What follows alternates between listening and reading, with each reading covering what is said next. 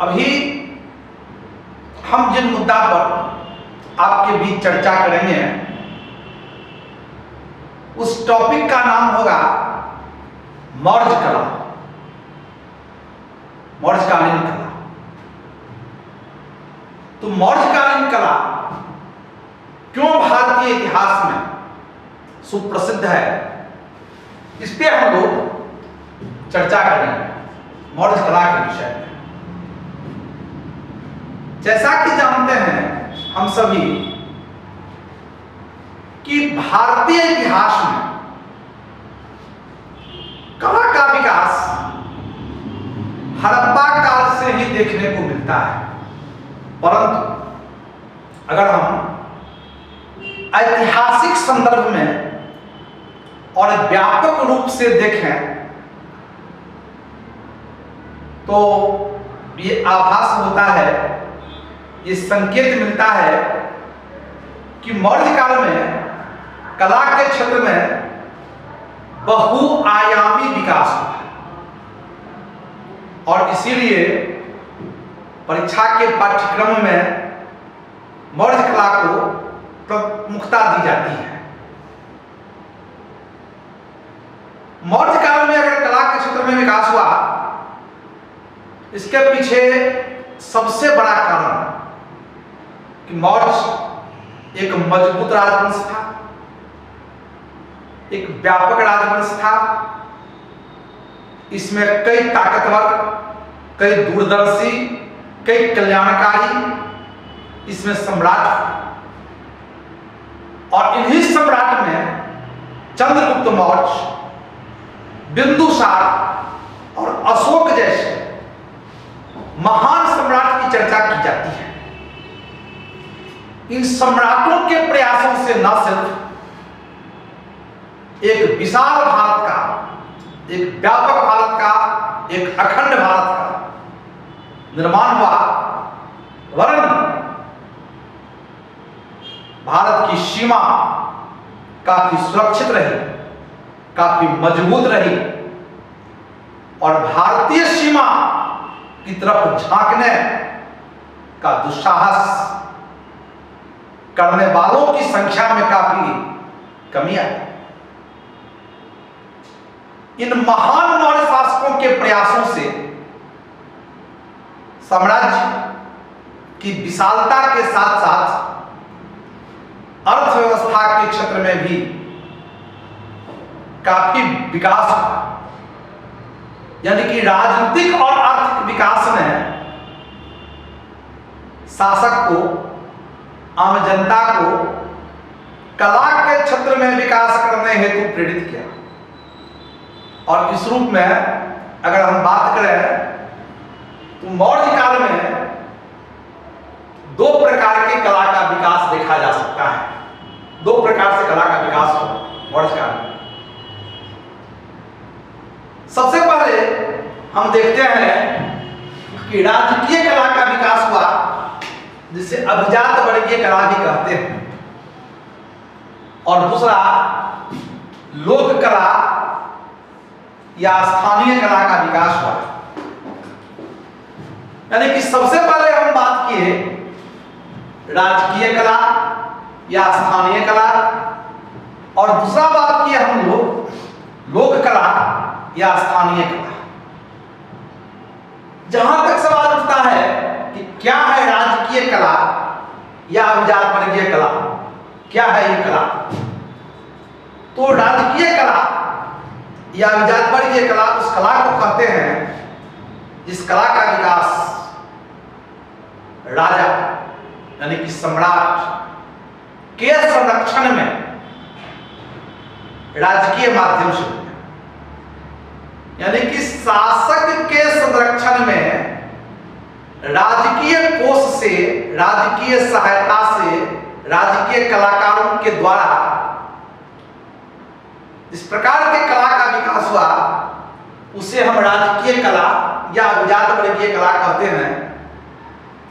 और लोक कला या स्थानीय कला का मतलब स्थानीय स्तर पर आम जनों के द्वारा स्थानीय संस्कृति को जो महत्व दिया गया कला के रूप में जो विकसित किया गया उसे हम स्थानीय कला या लोक कला कहते हैं, क्योंकि इसमें स्थानीय स्तर के विषय वस्तुओं को महत्व दिया गया है। बंधुओं, हम राजकीय कला या अभिजात वर्गीय कला की चर्चा सबसे पहले करते हैं आपके बीच, और राजकीय कला या स्थानीय कला दोनों को अलग अलग रूप में हम चर्चा कर रहे हैं। तो पहले राजकीय कला या अभिजात वर्गीय कला का विकास में दो मौर्य शासकों ने सबसे अधिक योगदान दिया। यानी मौर्य कला के विकास में दो शासक, दो राजा, दो सम्राट की भूमिका सर्वाधिक सराहनीय रही, और इसमें एक है चंद्रगुप्त मौर्य और दूसरा है सम्राट अशोक। यानी कि चंद्रगुप्त मौर्य के द्वारा किए गए कला का विकास और दूसरा सम्राट अशोक के द्वारा किए गए राजकीय कला का विकास। तो चंद्रगुप्त मौर्य का जहां तक सवाल है, ये मौर्य वंश का संस्थापक था। निसंदेह एक अखंड भारत के निर्माण में बहुत बड़ी भूमिका रही चंद्रगुप्त मौर्य की। ऐसा कहा भी जाता है कि चंद्रगुप्त मौर्य ने उत्तर पश्चिम भारत में भारत की सीमा को हिंदू कुश पर्वत तक ले गया। इतनी बड़ी सीमा भारत की ना तो मुगल काल में, ना ब्रिटिश काल में और ना आज के भारत में संभव हो पाया। जिनके पास इतने बृहद भारत निर्माण की क्षमता थी, कला की कौशलता, निसंदेह उनकी अभिरुचि में शामिल था। चंद्रगुप्त मौर्य के द्वारा पाटलिपुत्र को अपना राजधानी बनाया गया, और अपनी राजधानी की सुरक्षा, उसकी खूबसूरती के ऊपर इन्होंने काफी ध्यान दिया। और कहते हैं कि पाटलिपुत्र में एक जगह है कुम्हरार, और कुम्हरार नामक स्थान पर उन्होंने एक भव्य, एक व्यापक, एक विशाल राजमहल का निर्माण करवाया। यह जो राजमहल उनका है पाटलिपुत्र का, वो लकड़ी और पत्थरों की सहायता से निर्मित है, और इस पत्थर को अच्छे तरह से पालिश किया गया है, लकड़ियों में नक्काशी की गई है, और राजमहल का जो प्रांगण है उसमें एक एक स्थानों को बहुत ही बारीकी से सजाया गया था। कहते हैं इस राजमहल की भव्यता को देखकर यूनानी विद्वान, चीनी यात्री आदि ने काफी सराहना की। इन विद्वानों ने तो यहां तक कहा है कि सूसा और एकबताना में भी ऐसे निर्माण कार्य नहीं देखे गए, और इस प्रकार का निर्माण कार्य तो किसी मानव के लिए संभव नहीं था। यानी कि दैवीय शक्तियों के द्वारा ही इतने विशाल, इतने समृद्धशाली राजमहल का निर्माण संभव हो पाया होगा। तो चंद्रगुप्त मौर्य ने ऐसा भव्य, ऐसा विशाल, ऐसे आकर्षक अपने राजमहल का निर्माण पाटलिपुत्र में कुम्हरार नामक स्थान पर करवाया।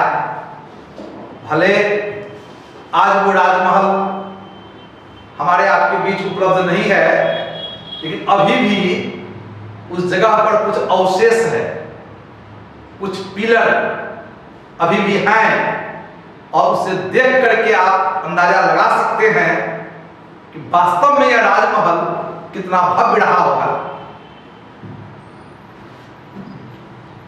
मौर्य कला की जो दूसरी विशेषता है जो चंद्रगुप्त मौर्य के द्वारा निर्मित कराया गया था, वह है पाटलिपुत्र नगर की किलाबंदी। हमने पहले चर्चा किया कि पाटलिपुत्र चंद्रगुप्त मौर्य की राजधानी थी और उन्होंने अपनी राजधानी को सुरक्षित रखने के दृष्टिकोण से, सुंदर और आकर्षक बनाने के दृष्टिकोण से पूरे पाटलिपुत्र नगर का किलाबंदी करवाया, बाउंड्री दिलवाया। और यह बाउंड्री भी लकड़ी और पत्थर की सहायता से किया गया। लगभग 9.5 मील का यह किलाबंदी था। चारों ओर से न सिर्फ देखने में आकर्षक था बल्कि सुरक्षा के दृष्टिकोण से भी बहुत महत्वपूर्ण था। किसी बाहरी शक्तियों के लिए पाटलिपुत्र नगर में प्रवेश कदापि संभव न था, क्योंकि इस नगर में प्रवेश हेतु जगह जगह पर चंद्रगुप्त मौर्य ने प्रवेश द्वार बनाए थे, जहां सुरक्षा का पर्याप्त बंदोबस्त रहता था। लोगों की पहचान करके ही उन्हें इस नगर में प्रवेश की अनुमति थी। साथ ही किलाबंदी बाउंड्री में जगह जगह पर टावर बुर्ज बने हुए थे, सुरक्षा कर्मी वहां तैनात रहता था। यानी कि सुरक्षा और समृद्धि के दोनों दृष्टिकोण से, आकर्षण के दृष्टिकोण से, साज सज्जा के दृष्टिकोण से पाटलिपुत्र नगर काफी उत्तम कोटि का उस समय के भारत में था। चंद्रगुप्त मौर्य के द्वारा अपने किला को आगे बढ़ाते हुए सुदर्शन झील का निर्माण कराया गया। सुदर्शन झील जो गुजरात में उज्जैन पर्वत के ऊपर है। और फिर चंद्रगुप्त मौर्य ने कई सिक्के, सोना का, चांदी का, तांबा का निर्माण करवाया जो काफी आकर्षक है। इसी प्रकार सम्राट अशोक के द्वारा भी कला के विकास में काफी रुचि लिया गया। राजकीय स्तर पर उन्होंने कई शिलालेख, स्तंभ लेख, गुफा लेख का निर्माण करवाया। साथ ही ऐसा मानते हैं अशोक ने 84,000 बौद्ध स्तूपों का निर्माण करवाया, जिसमें खासतौर पर सांची, सारनाथ, भारहूत, केसरिया आदि महत्वपूर्ण है। और इसके अलावा उन्होंने सुदर्शन झील का पुनर्निर्माण भी करवाया। तो सम्राट चंद्रगुप्त मौर्य ने कला के क्षेत्र में जो बहुआयामी विकास के सिलसिला की शुरुआत किया था, उसे सम्राट अशोक के द्वारा काफी आगे बढ़ाया गया और पूरे भारत में, तत्कालीन भारत में कला के विकास हेतु राजकीय स्तर पर व्यापक प्रबंध किए गए, जिसका कई उदाहरण आज भी हमारे बीच उपलब्ध है।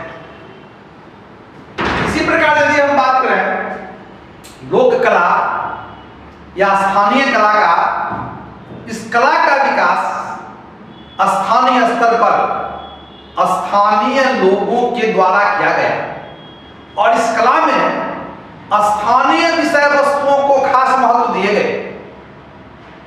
जैसे आप देखेंगे कि मूर्तियों का निर्माण हुआ, यक्ष यक्षिणी का मूर्ति बना, जैन के मूर्ति बने, नग्न अवस्था में मूर्तियों के निर्माण हुए, नारी सौंदर्य को महत्व दिया गया, आभूषणों का प्रयोग किया गया और मृदभांड का निर्माण किया गया, जिसमें सबसे उत्तम कोटि का मृदभांड उत्तरी काली पॉलिशदार मृदभांड अर्थात NBPW है। इस प्रकार हम कह सकते हैं कि मौर्य काल में न सिर्फ राजकीय स्तर पर अभिजात वर्गीय कला का विकास हुआ, बल्कि स्थानीय स्तर पर भी लोक कला का विकास हुआ। इन दोनों कला के भीतर, दोनों कला के बीच जो मुख्य अंतर दिखाई पड़ता है वो यह है कि चूंकि राजकीय स्तर पर कला का विकास हुआ, राजकीय धन खर्च किए गए, निस्संदेह इसकी वैभवता, इसकी सौंदर्यता उत्तम कोटि का है, क्योंकि राजकीय फंड का इसमें प्रयोग किया गया। जबकि लोक कला का आकर्षण अभिजात वर्गीय कला की तुलना में कम है, क्योंकि यहां फंड का, धन का अभाव देखने को मिलता है। स्थानीय स्तर के लोग अपने निजी फंडों से इसका विकास करें। इसके अलावा राजकीय कला के तहत जो राष्ट्रीय महत्व के विषय वस्तु थे उसको कला का रूप दिया गया, जबकि स्थानीय स्तर के तहत, स्थानीय कला के तहत स्थानीय संस्कृति को व्यापक रूप से महत्व दिया गया। और समग्र रूप से अगर हम बात करें, देखें तो राजकीय कला, स्थानीय कला दोनों से जुड़ा हुआ जो सामग्री उपलब्ध हमारे बीच है, इससे हमें मौर्यकालीन राजनीतिक, आर्थिक, सांस्कृतिक आदि विषयों के बारे में समग्र रूप से जानकारी मिलती है, जिससे हमें मौर्यकालीन इतिहास को समझने में भी सहायता मिलती है। मेरे विद्यार्थीगण, हम अभी आपके बीच मौर्य कला की क्या विशेषता है इस पर विस्तार से चर्चा की। अब यह प्रश्न उठता है कि बिहार लोक सेवा आयोग जैसी परीक्षा में आपको मौर्य कला से संबंधित जिन प्रश्न का उत्तर देना है उसके लिए 20 से 22 मिनट समय निर्धारित है और 350 से 400 शब्दों में इस प्रश्न को लिखना है, टच करना है। किन किन बातों को आप इसमें जगह दें, किन बातों को हाईलाइटेड करें, यानी किन विषय वस्तु को फोकस करें ताकि अधिक अंक आप हासिल कर सकते हैं और समय सीमा के भीतर आपका प्रश्न ये पूरा भी हो सकता है, इस पर हम चर्चा कर रहे हैं। सबसे पहले हम आपको ये सलाह देंगे कि आप मौर्य कला से जुड़ा हुआ टॉपिक लिखने हेतु एक छोटा सा परिचय, जिसे कहते हैं इंट्रोडक्शन, लिखने की चेष्टा करें। और यह इंट्रोडक्शन अधिक से अधिक 25 से 30 शब्दों का होगा, यानी 3 से 4 लाइन, मैक्सिमम 5 लाइन का आप एक संक्षिप्त इंट्रोडक्शन लिखेंगे जो काफी सारगर्भित होगा और पूरे मौर्य कला का यह एक मॉडल होगा, एक झलक होगा। इस 4 से 5 लाइन को पढ़ करके एग्जामिनर ये समझ जाएंगे कि आप क्या लिखने वाले हैं, यानी बहुत ही वो सारगर्भित होगा। पूरा जो आपका उत्तर लेखन होगा उसका वो सारांश होगा, वो सार होगा, इसीलिए वह सारगर्भित होगा। परिचय या भूमिका इसे कहते हैं, इंट्रोडक्शन कहते हैं। और ये इंट्रो लिखने के उपरांत आप ये बताएंगे कि मौर्य कला का विकास 2 रूपों में हुआ, यानी कि राजकीय कला और लोक कला। तो क्या है राजकीय कला और क्या है लोक कला, आप इसकी चर्चा करेंगे। राजकीय कला और लोक कला की चर्चा करेंगे। यह भी 4 से 5 लाइन का होगा। लोक कला, राजकीय कला की क्या विशेषता है और कैसे इसका विकास हुआ, इस संदर्भ में आप लिखेंगे। और इसके उपरांत आप सीधे आ जाएंगे चंद्रगुप्त मौर्य, जिन्होंने मौर्य कला की नींव रखी। और चंद्रगुप्त मौर्य के द्वारा खास करके राजमहल का निर्माण किया गया, पाटलिपुत्र नगर की किलाबंदी की गई, सुदर्शन झील का निर्माण किया गया और कई सिक्के उनके द्वारा जारी किए गए। आप चंद्रगुप्त मौर्य के विषय में काफी फोकस करते हुए इस पर काफी बल देंगे कि उनका राजमहल कैसा था, पाटलिपुत्र नगर की किलाबंदी कैसे उन्होंने करवाई, सुदर्शन झील के निर्माण के पीछे क्या कारण थे, क्या इसका आकर्षण है, सिक्का उन्होंने किस प्रकार का बनवाया। तो चंद्रगुप्त मौर्य के विषय में आप विस्तृत रूप से, व्यापक रूप से आप चर्चा करेंगे।